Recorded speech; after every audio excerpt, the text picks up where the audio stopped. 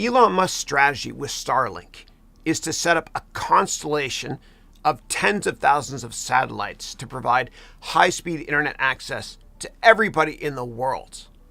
Now, imagine that if there was no internet content filtering by communist countries or dictatorships. How awesome would that be for democracy and freedom of information consumption? Now, a child in the middle of any continent today has more and faster access to information using a cell phone than Bill Clinton did in the 1990s. Think about that. In fact, one of these smartphones has more processing power today than all the computers in the world back in 1969 that were used to put the first person on the moon. And there's literally billions of smartphones out there. So when, not if, but when Starlink is accessible globally, then I think corrupt governments are more likely to be overturned. And in 2011, in the Arab Spring, what happened was the Egyptian government tried to stop access to freedom fighter websites. And it's amazing because in just one decade since then, we are on the verge. We are on the verge of being able to provide freedom of unfiltered information globally, which will keep corrupt governments in check. Now, this is a SpaceX rocket that's sending up 60 satellites for Starlink. Okay. Now, Starlink is not just a concept; it's happening right now. And this picture here is from a launch at Cape Canaveral back in 2019. And let's look inside this rocket ship in orbit.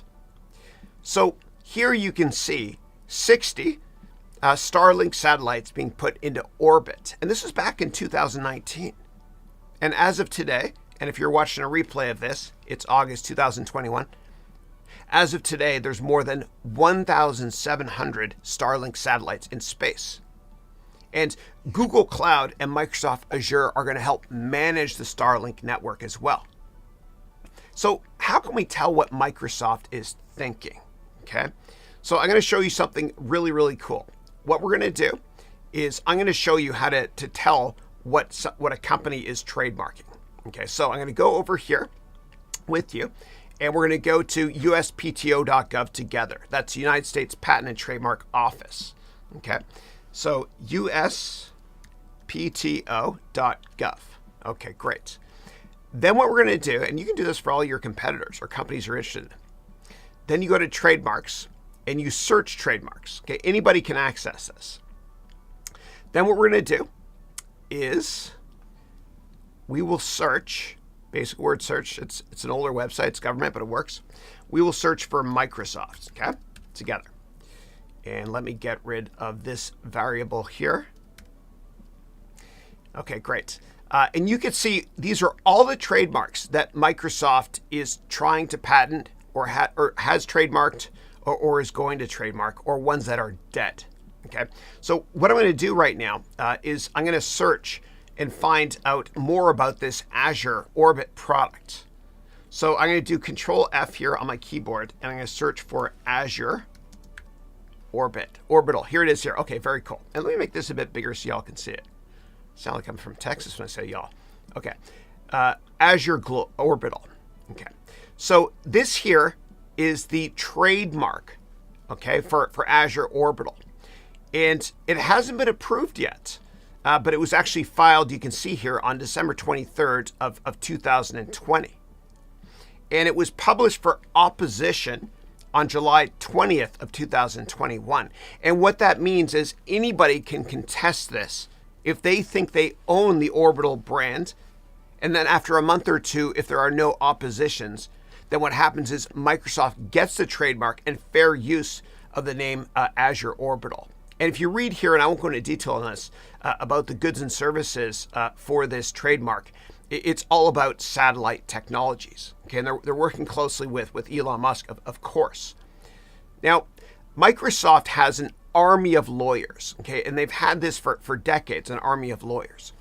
And so they'll probably get approval of this brand very, very soon. And actually, I had a buddy of mine that worked on the first version of Internet Explorer at Microsoft, in Redmond, Washington back in 1995.